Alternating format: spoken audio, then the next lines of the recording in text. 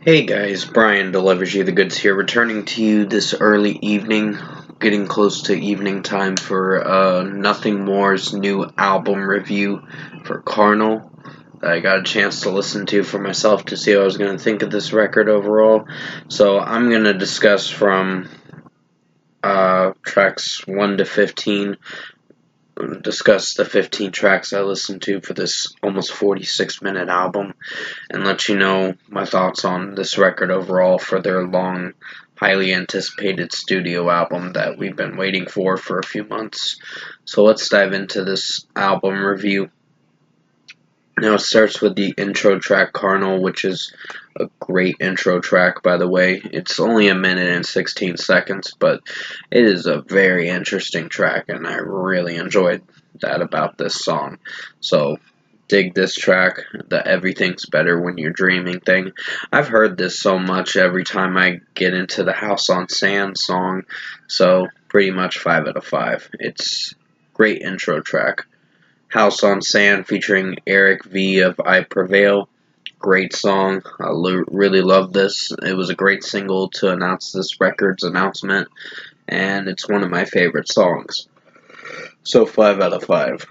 If It Doesn't Hurt was the song that came out back in January, and it was probably the best song of January 2024 in my opinion.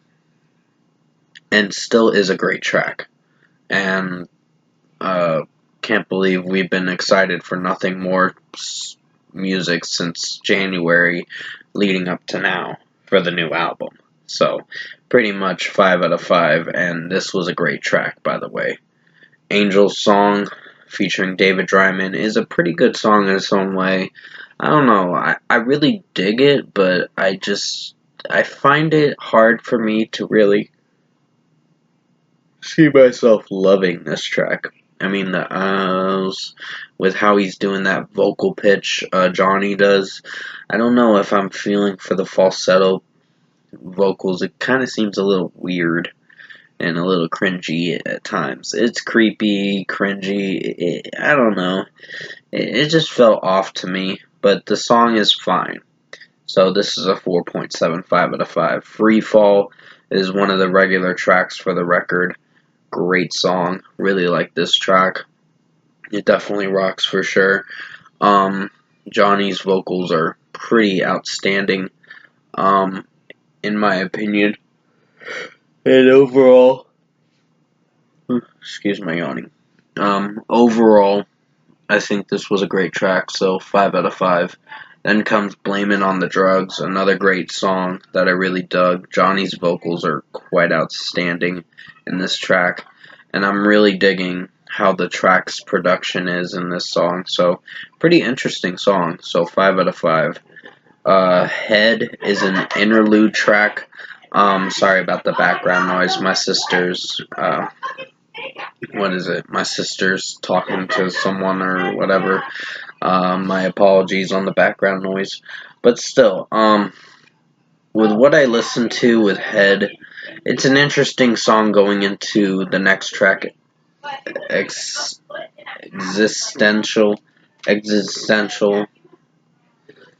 If I'm pronouncing the name right, Existential Dread. So yeah, pretty much 5 out of 5 for Head. So sorry, I'm trying to break down the wording right and pronounce it correctly. I'm just having a hard time pronouncing it correctly. So Existential Dread, I believe, is how you pronounce it correctly. I'm not sure, but just let me know in the comment section below. Pretty good song. I don't know, this one was playing it a little safe. Some of the rapping from Johnny, excuse me, Johnny. Some of the rapping from Johnny in the verses are hit or miss, but overall, this track executed alright. So 4.75 out of 5. It's a good song. It's just, I don't know. The screams are good, and the drum work is fantastic, but the execution with the verses was the thing that threw me off a bit. So yeah, 4.75 out of 5. It was a hard decision I had to make with this track because I really liked it, but I couldn't like it because of the rapping and some of the production in it.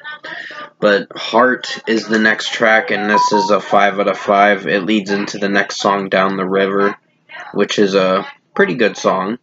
I think Heart had some interesting drum work close to the end of the track, and it was really good. So I really dug Johnny's background vocals in the background of this song, but there's a lot of talking from the narrator in this song. So yeah, there's a narrator guy that talks in this track. Um, I think it's like basically played out voice clips or whatever from someone in the past that used to be alive.